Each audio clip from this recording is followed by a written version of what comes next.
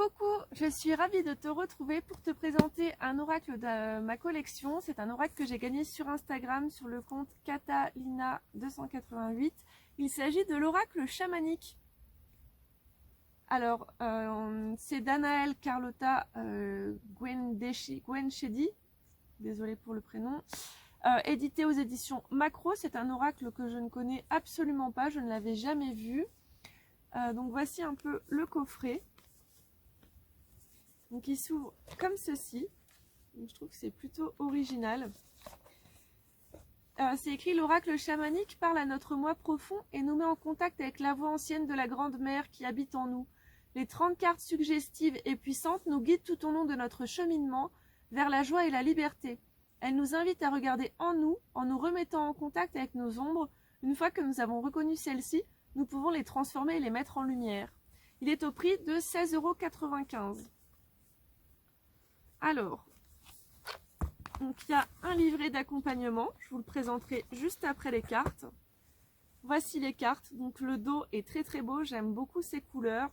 La tranche est blanche, les cartes sont vraiment grandes, elles sont de bonne qualité, elles glissent bien, elles sont très agréables à toucher.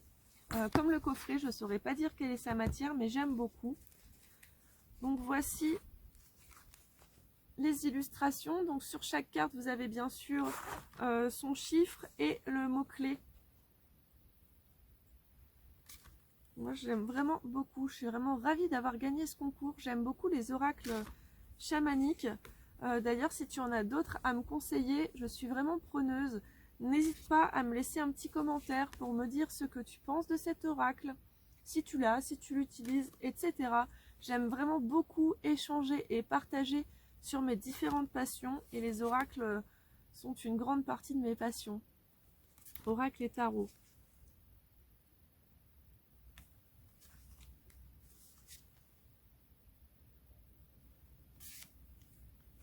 Donc il y a une carte, je trouve même que le personnage me ressemble. Je vous dirai quand ce sera ça, et je serais vraiment ravie de savoir si tu trouves aussi que ça me ressemble. Alors attends, faut pas que je la loupe. J'aime beaucoup celle-ci.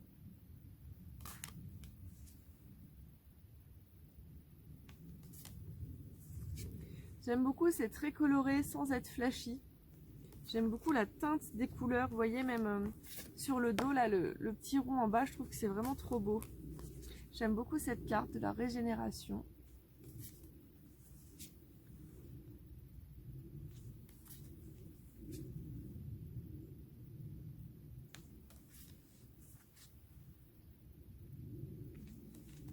J'aime beaucoup la carte des émotions. J'aime beaucoup de choses.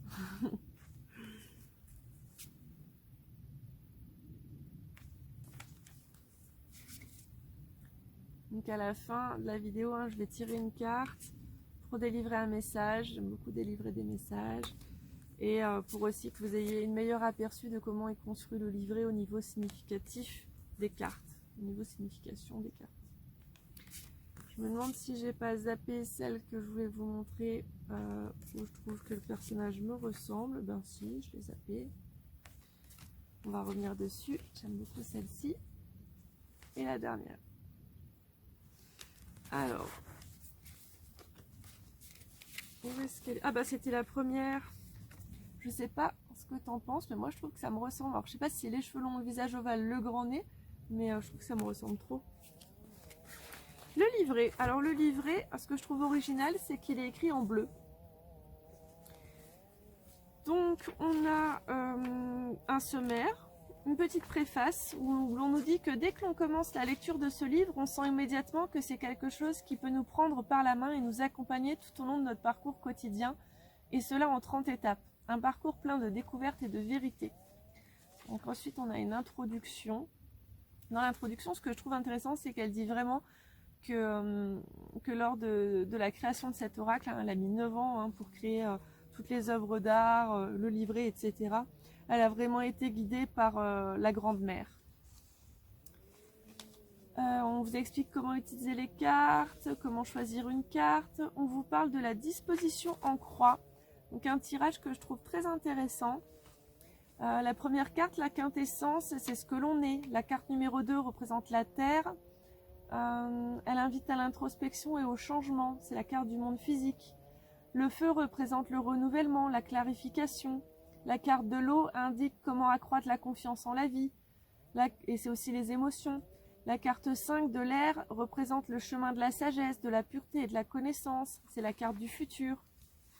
Ensuite, il y a un tirage vraiment top, tirage en arc-en-ciel.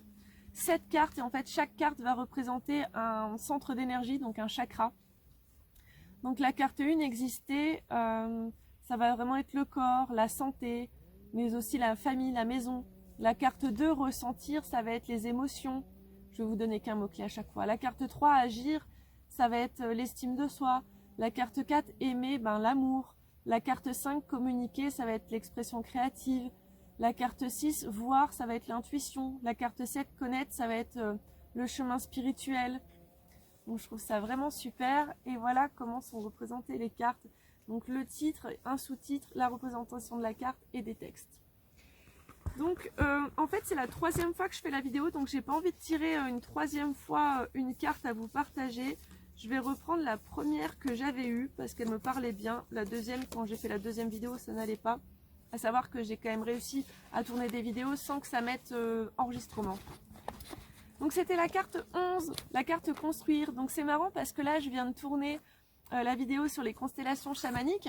On a eu la carte 77 qui était page 88 du livret. Et là, cette fois, c'est la carte 11. Donc, autant vous dire qu'on n'est pas tout seul. Donc, voilà. Donc, c'est un castor. Dans la première vidéo, j'avais dit que ça me faisait penser à un endormi. Alors que pas du tout. À savoir que l'endormi, en France, c'est... En fait, j'ai vécu à l'île de la Réunion. Et il y a des mots que je dis comme là-bas, en créole. Et que j'ai trop du mal à retransmettre en français. Et donc, l'endormi, c'est le caméléon. Voilà. Le caméléon. On a réussi. Donc la carte 11, construire. Réaliser un projet. Construire est le jeu de l'existence. Je me prépare à donner naissance à mon rêve. Je donne le jour à mon rêve. Je suis action, réalisation vibrante d'un projet de vie. Le castor est un constructeur permanent. Il s'efforce de bâtir son merveilleux terrier pour le rendre accueillant et sûr pour la famille avec laquelle il vit en collaboration. Il supervise sa construction. Il est toujours prêt à réparer le plus petit effondrement. C'est un excellent travailleur, patient et persévérant, ingénieux et habile. Il conçoit et réalise son projet de vie avec un engagement tenace et en même temps, il prend soin de sa petite colonie qui est tout pour lui. Il est stable et prudent. Sa force est dans l'action.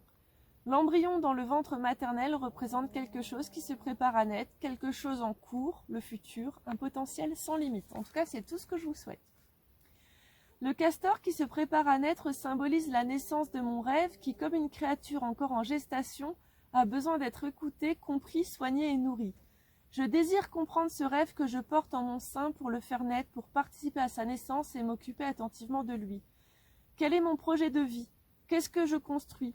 Et s'il existe, est-ce que je l'alimente suffisamment? Est-ce que je prends soin de lui avec la même force que celle d'une mère durant sa grossesse? Qu'est-ce que je perds lorsque je n'agis pas pour concrétiser mes rêves? Est-ce que je m'ouvre suffisamment pour collaborer à leur réalisation et m'occuper d'eux? Est-ce que je me dédie vraiment à la création d'un milieu confortable pour ma famille ou mes amis? Je trouve que c'est un très beau message pour finir cette vidéo. Vraiment, encore merci à toi pour cet oracle. Je l'aime vraiment beaucoup. Je vous dis à très bientôt pour une prochaine vidéo et en attendant, prenez soin de vous.